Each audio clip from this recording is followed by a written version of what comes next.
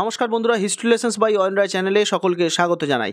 আজকে একটি গুরুত্বপূর্ণ ভিডিও নিয়ে চলে এসেছি উচ্চ মাধ্যমিক শিক্ষার্থীদের জন্য। আগের ভিডিওগুলোতে আমরা ইতিহাস এবং এডুকেশন বা শিক্ষাবিজ্ঞান বিষয়ে একাধিক সাজেশন এবং গুরুত্বপূর্ণ প্রশ্ন আমরা আপলোড করেছি আমাদের চ্যানেলে, এবং তার ফ্রি পিডিএফও আমরা দিয়ে দিয়েছি আমাদের টেলিগ্রাম চ্যানেলে, যার লিঙ্ক ডেসক্রিপশনে দেওয়া থাকবে। সেখান থেকে তোমরা ফ্রি পিডিএফ ডাউনলোড করতে পারো। যারা এখনও পর্যন্ত সেই ভিডিও দুটো দেখোনি, অবশ্যই তাদেরকে অনুরোধ জানাবো সেই ভিডিও দুটো একবার দেখো। তারপরে এই ভিডিওটা, অর্থাৎ আজকের এই ভিডিও, যেখানে আমরা রাষ্ট্রবিজ্ঞান বিষয়ে গুরুত্বপূর্ণ সাজেশন বা লাস্ট মিনিট ফাইনাল সাজেশন আমরা আপলোড করতে চলেছি। এই সাজেশনটা অবশ্যই তোমরা দেখবে। যারা এখন উচ্চ মাধ্যমিকের জন্য প্রস্তুতি নিচ্ছ তাদের জন্য এই সাজেশনটা খুব গুরুত্বপূর্ণ। এবছর কোন কোন প্রশ্ন পলিটিক্যাল সায়েন্স বা রাষ্ট্রবিজ্ঞান বিষয় থেকে অবশ্যই দেখে যেতে হবে, সেগুলো আমরা আজকে আলোচনা করব। এর পাশাপাশি কোন কোন প্রশ্নগুলো অতিরিক্ত একবার চোখ বুলিয়ে যাবে সেগুলো নিয়েও আলোচনা করব। সমস্ত বিষয় বিস্তারিত আলোচনা হবে আজকের ভিডিওতে। তার পাশাপাশি বেশ কিছু গুরুত্বপূর্ণ ইনফরমেশন তোমাদের সঙ্গে শেয়ার করতে থাকবো। অবশ্যই ভিডিওটা শেষ পর্যন্ত দেখবে। যারা এখনও পর্যন্ত আমাদের চ্যানেলে নতুন, অবশ্যই আমাদের channel history lessons by Ayan রায়কে সাবস্ক্রাইব করতে একদম ভুলবে না। আজকে ভিডিওতে আমরা পলিটিক্যাল সায়েন্স বা রাষ্ট্রবিজ্ঞান বিষয় উচ্চ মাধ্যমিক 2025-এর গুরুত্বপূর্ণ সাজেশন নিয়ে চলে এসেছি। কোন কোন প্রশ্নগুলো আমাদের দেখতে হবে এবং চ্যাপ্টার ওয়াইজ সেগুলো আমরা কিভাবে আলোচনা করতে পারি, সমস্ত বিষয়ে আলোচনা করে দেবো। আমরা জানি অন্যান্য বিষয়ের মতোই রাষ্ট্রবিজ্ঞানে ওল্ড সিলেবাস অনুসারে আমাদের মোট 5টা বড় কোশ্চেন লিখতে হবে, যা থাকবে 40 নম্বরের, এবং বাকি 40 নাম্বার থাকবে শর্ট প্রশ্ন, সেটা এমসিকিউ এসিকিউ আকারে থাকবে, এবং বাকি 20 নাম্বার থাকবে স্কুলগুলির তরফ থেকে, সেটা প্রজেক্ট বা প্র্যাকটিক্যাল হিসাবে। তবে আজকের এই ভিডিওতে যে প্রশ্নগুলো আমরা আলোচনা করব, প্রত্যেকটি প্রশ্নই কিন্তু খুব ইম্পর্টেন্ট। তোমরা যারা এই এতদিন ধরে পলিটিক্যাল সায়েন্স পড়ছো তারা অবশ্যই জানবে যে প্রশ্নগুলো আমরা আলোচনা করছি প্রত্যেকটা প্রশ্নই কিন্তু টেস্ট পেপার, যেটা তোমাদের নতুন টেস্ট পেপার বেরিয়েছে, সেই নতুন টেস্ট পেপারের প্রায় প্রতিটা স্কুলেই কিন্তু আলোচনা করা হয়েছে।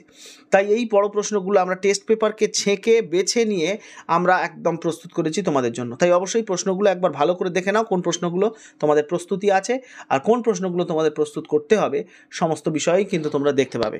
দেখো, আমরা প্রথমে যে প্রশ্নটা রেখেছি সেটা হচ্ছে ক্ষমতা কাকে বলে, ক্ষমতার মূল উপাদানগুলি আলোচনা করো। এবছর অর্থাৎ 2025-এর সবথেকে ইম্পর্টেন্ট প্রশ্ন এটা, ক্ষমতা কাকে বলে। এরপরেও আছে জাতীয় শক্তি, বিশ্বায়ন এবং জাতীয় স্বার্থ।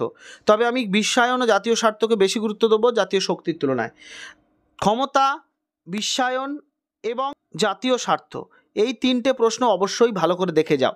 কি কি প্রশ্ন পড়তে হবে সেগুলোও কিন্তু আমরা পরস্পর আলোচনা করে যাচ্ছি।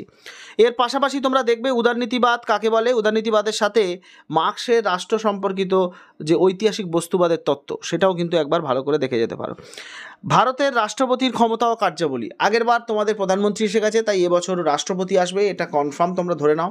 প্রতি বছর অল্টারনেটিভ ওয়েতে তোমাদের এই ধরনের প্রশ্নগুলো আসে, তাই এই প্রশ্নগুলো তোমাদের বাঁধা প্রশ্ন, এগুলো এর বাইরে কোনো আসে না। অবশ্যই তোমরা প্র্যাকটিস করে যাবে রাষ্ট্রপতির ক্ষমতা কী এবং কার্যাবলী। এক্ষেত্রে তোমাদের একটু একটা বিষয় মাথায় রাখতে হবে, সেটা হচ্ছে ক্ষমতা আলাদার জন্য 4 নম্বরের জন্য পড়ে যাবে এবং কার্যাবলী 4 নম্বরের জন্য পড়ে যাবে, অর্থাৎ দুটো প্রশ্ন কিন্তু আলাদা আলাদা ভাগ করে অ্যান্সার লিখবে। অনেক ক্ষেত্রেই অনেক ছাত্রছাত্রী দেখেছি একই সঙ্গে প্রশ্নের উত্তর লিখে দেয়, সেক্ষেত্রে নাম্বার কিন্তু কমে আসার সম্ভাবনা। তোমাদের এখানে ক্ষমতা কার্যাবলী বলা হয়েছে, পরীক্ষায় নিশ্চয়ই 4 + 4 8 এইভাবেই আসবে, এবং এই নম্বরের ভিত্তিতেই কিন্তু তোমাদের অ্যান্সার লিখতে হবে। যদি তোমরা একসঙ্গে লিখে দাও তাহলে কিন্তু একই সঙ্গে উত্তরের নাম্বার ধরা হবে, যার জন্য নাম্বারটা একটু কমে যাওয়ার চান্স আছে। তাই আলাদা আলাদাভাবেই তোমরা পড়ে যাবে। এর পাশাপাশি কোনো একটি রাজ্যের মুখ্যমন্ত্রীর পদমর্যাদা সম্পর্কে আলোচনা করো, সেটাও পড়ে যেতে পারো, কারণ আগের বারে রাজ্যপাল এসেছিল, তাই মুখ্যমন্ত্রী এবছরে বেশি ইম্পর্টেন্ট। পাশাপাশি যেটা পড়তে হবে সেটা হচ্ছে পার্লামেন্টের কার্যাবলীগুলি আলোচনা করো, এবং সুপ্রিম কোর্ট, ভারতের বিচার ব্যবস্থা, হাইকোর্টের অবদান বা হাইকোর্টের ক্ষমতা ও কার্যাবলী, এটা কিন্তু আগের বছর এসে গেছে, তাই এবারে সুপ্রিম কোর্টটা খুব ইম্পর্টেন্ট, তোমরা অবশ্যই সুপ্রিম কোর্টটা দেখে যাবে।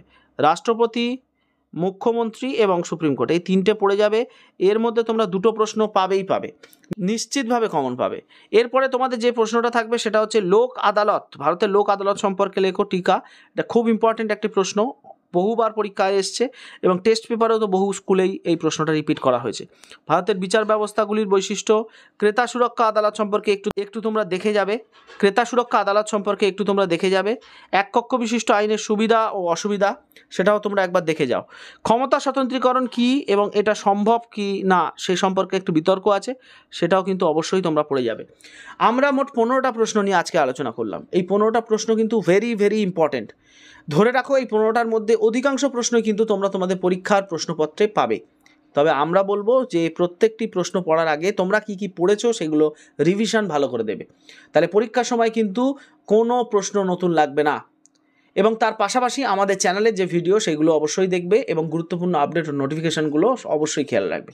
সবাই ভালো থেকো, সুস্থ থেকো। এরকম আরও ভিডিও পাওয়ার জন্য আমাদের channel history lessons by Ayan রায়কে সাবস্ক্রাইব করতে একদম ভুলবে না। ততক্ষণ পর্যন্ত সবাই ভালো থেকো। Thank you.